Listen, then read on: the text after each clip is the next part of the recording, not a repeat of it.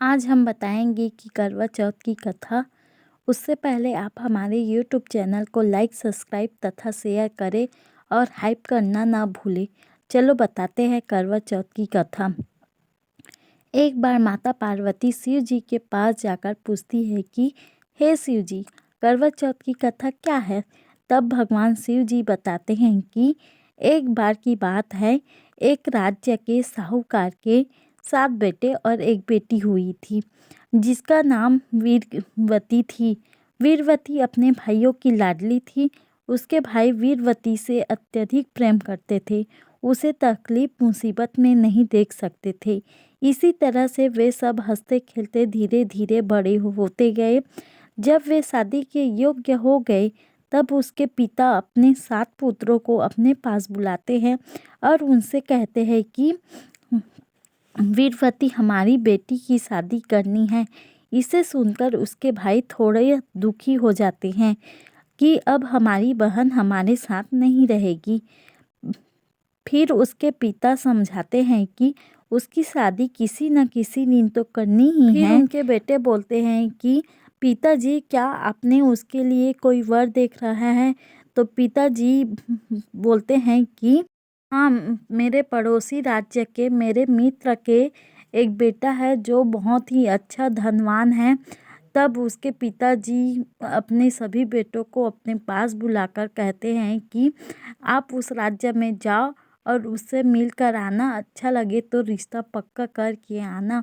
फिर पुत्र पिता की आज्ञा का पालन करते हुए उस राज्य उस लड़के से मिलने जाते हैं तथा अच्छा लगने पर रिश्ता पक्का करके आ जाते हैं। फिर शादी की लग्न समय आने पर बड़ी धूमधाम से वीरवती की शादी कर देते हैं। फिर उसके बाद सभी भाइयों की शादी हो जाती है। फिर बहुत दिन बाद एक दिन वीरवती अपने मायके आती हैं। तब उसके भाई उसको देख के बहुत खुश होते हैं तथा अपनी पत्नियों से कहकर अच्छा अच्छा पकवान बनवाते हैं। पर उन्हें ये नहीं पता था कि आज कार्तिक मास की चौथी तिथि है, अर्थात करवा चौथ है। उसकी बहन वीरवती का व्रत है। जब सभी भाई भोजन करने बैठते हैं, तब अपनी बहन को भी भोजन करने को बुलाते हैं।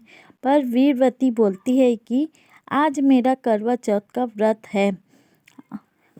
आज मैं चांद की पूजा करने के बाद ही भोजन ग्रहण करूंगी।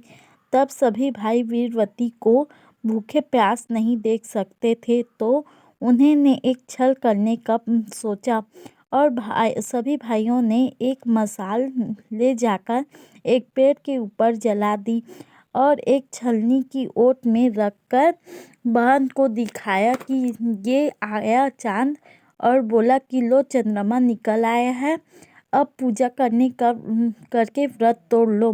बहन ने अपने भाभीियों से भी कहा, लेकिन भाभीियों को सच्चाई पता थी, इसलिए उन सब ने मना कर दिया।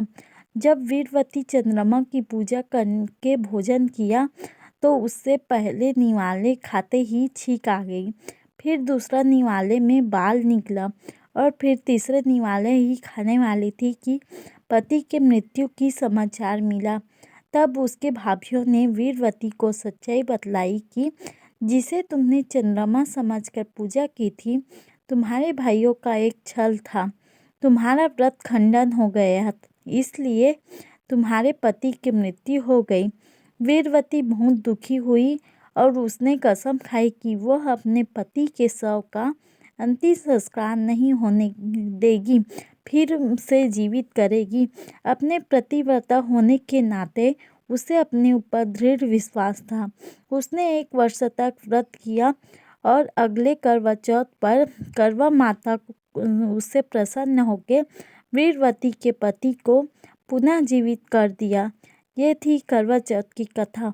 आपको पसंद आए तो लाइक, सब्सक्राइब जरूर कीजिए और हिप करना ना भूलें।